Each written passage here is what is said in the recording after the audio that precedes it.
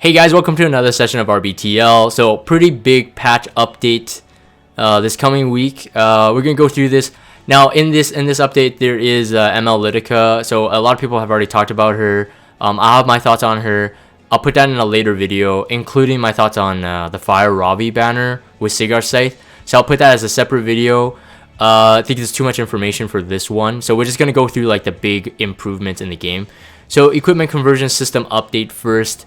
Yes, you do need the Alchemist Steeple unlocked, but if you are a newer player, don't worry, you'll get them as soon as possible. But for middle game and end game players, this is already unlocked, so it goes without saying.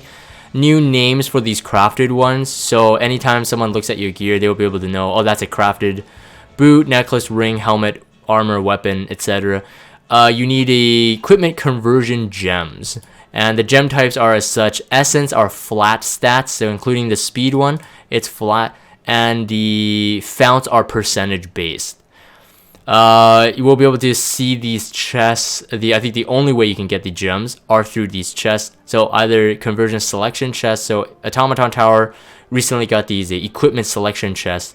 So it's going to work similar in the same way. But then we got random equipment conversion chests as well. So these two types of chests, just keep that in mind. The icon slightly different. There's a question mark with the gems for the bottom one, for the random one. You can get them through these means. So world boss reward, you get the random equipment. Guild member shop, you'll get the random equipment. And the shop with transmit stone 15, by the way, you'll get the selection one. So random one from guild member shop, but the selection one from the transmit stone. Just like I always input as much information, my thoughts on it as possible here. Right now, I feel that we're seeing like a dip in resources. This is the thing. So hopefully, like Smilegate will watch this video or watch other content creators if they think the same wavelength. Our resources are kind of feeling like a different type of dip now. In terms of like Molagora, I think they fixed it pretty well. 3-star enhancement, that's very good. No one's complaining about that. I think that's really good. It's fair. Silver transmit stone becomes a really hefty thing, especially if you are you have to balance stigma. So a lot of times, players used to do silver transmit stones. They would transmit their like Terra Phantasmas, so the purple one, the 5-star one, or the 4-star one rather. They will, transmit 3-star penguins, etc., etc. But then Stigma now becoming kind of rare. Terra Phantasmas are still sort of rare. Silver Transmit Stone become very hard to obtain, especially for like newer players. We've got pets, we've got ego fragments. Now we're gonna get these ones as well. Now the only good thing is that it is limited to crafting, which I'm gonna talk about in a sec.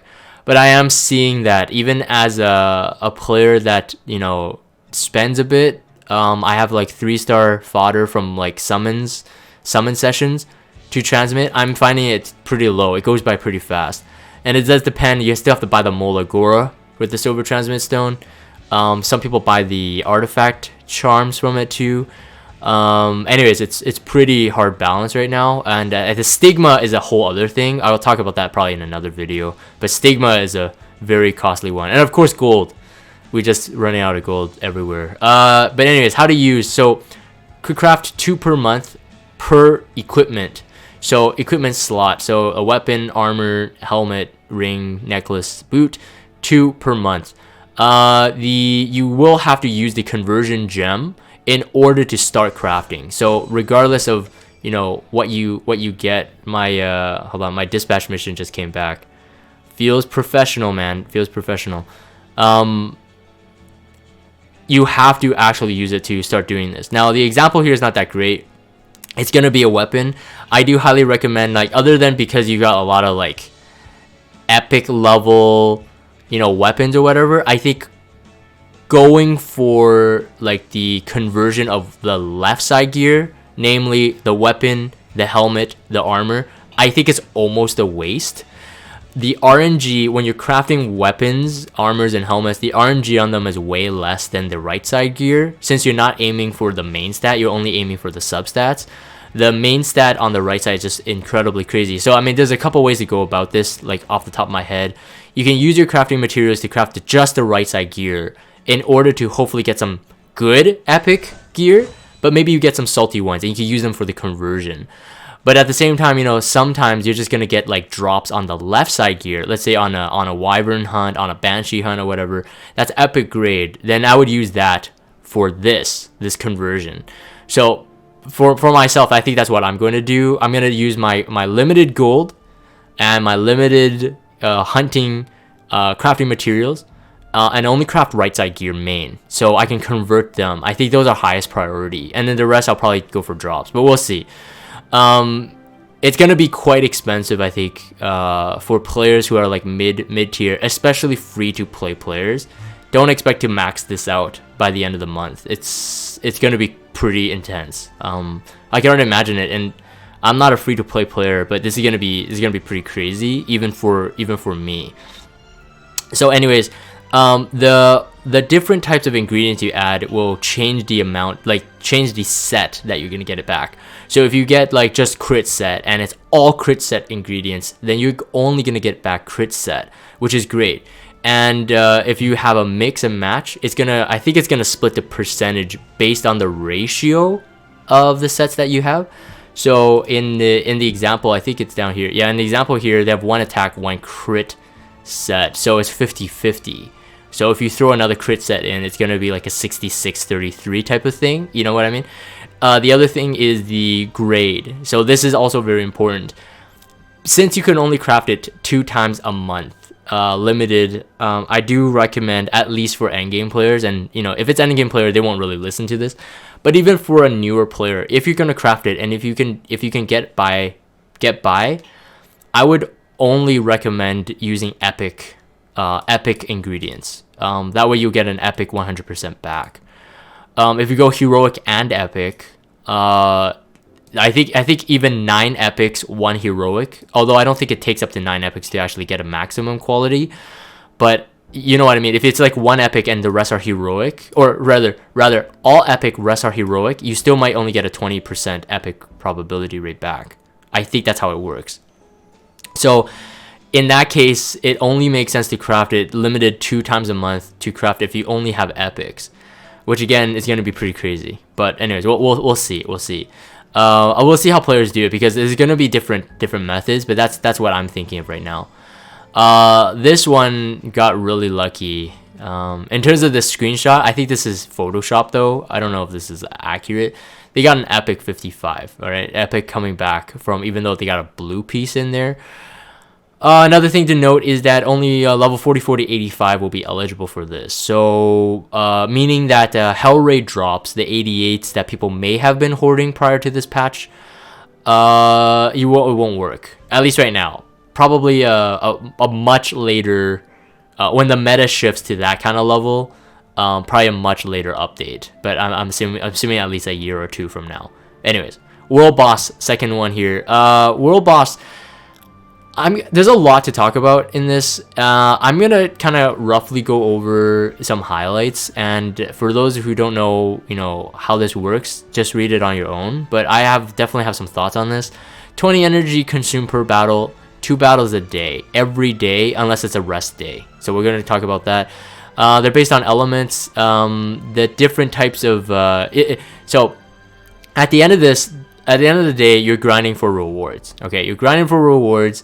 It would take a lot of heroes. It would take 12 of your own heroes and then 4 of a supporting heroes. There's going to be NPC ones available, but you can use one of your guildmates once a day. So let's say if I used, I don't know, let's say if I used my brother like Pu Yang, I used his team, I won't be able to use it again on the second fight. So again, 2 times a day.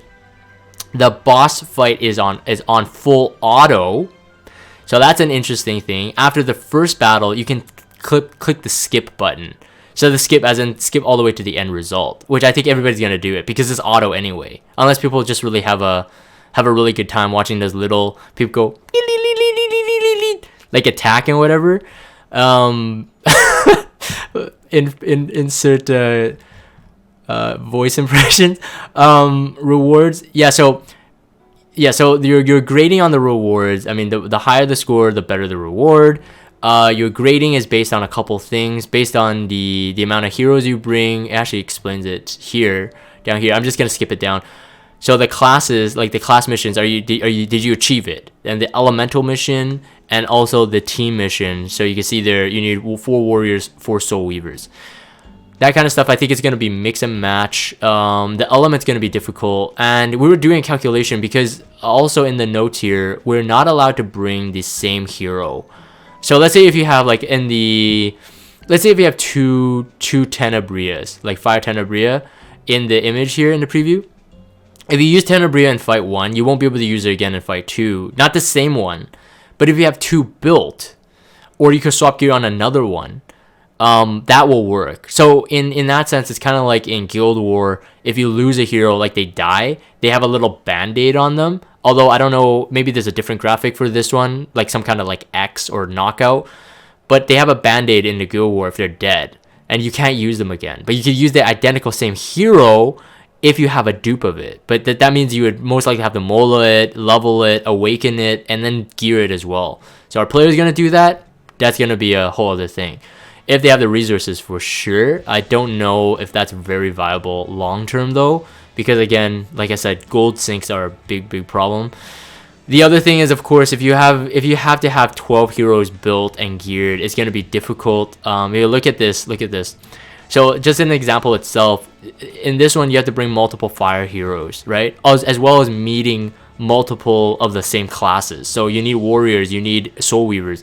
So the question is for everyone, and you know, some people may answer back with a positive, but I'm assuming the negative. Do you have like four fire soul weavers, right? And are they well built? Do you have 4 fire warriors, right? It's going to be difficult. And then keep in mind that the second battle will require the same criteria.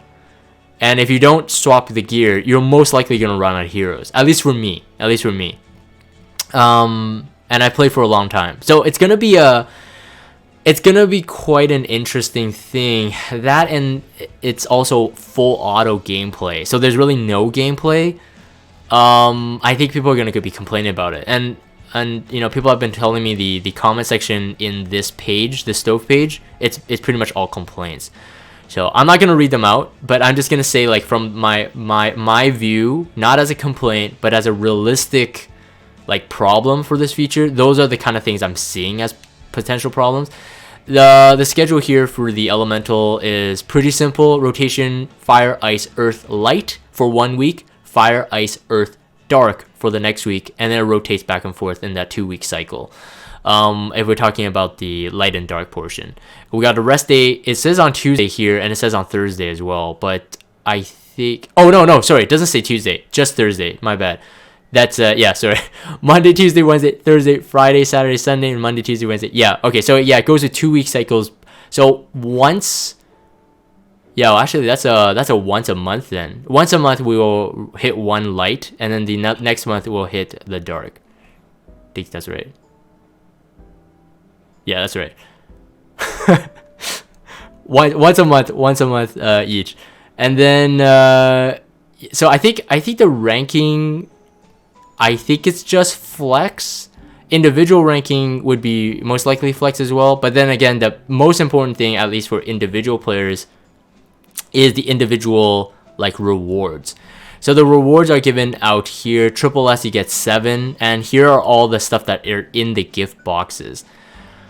Now, what I've heard is that the Breezy Earth connection, you know, the Fierce Fire connection, the Frosty Ice connection, and then the Earth, Fire, and Ice connections, those are individual elemental summons. Breezy Earth connection is 4-star plus, and Earth, Fire, and Ice connections are like a regular Covenant bookmark. So I think there's a chance to get 4-star and 5-star as well.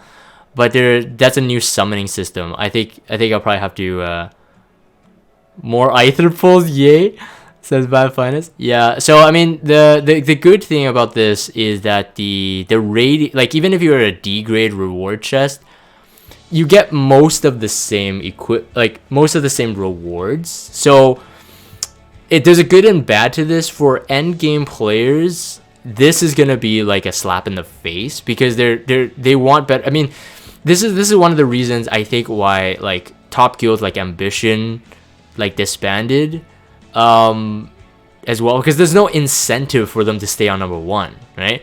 There's no more rewards other than the 5 times Mystic rewards.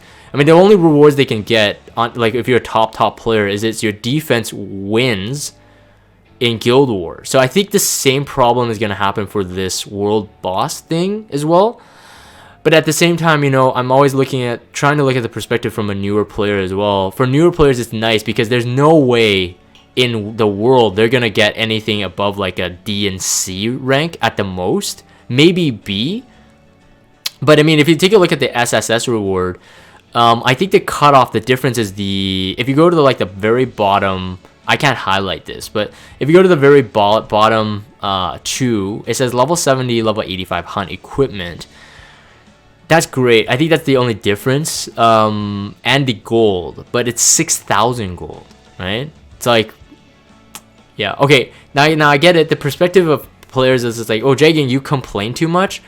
I'm actually looking at my complaint as like a holistic thing.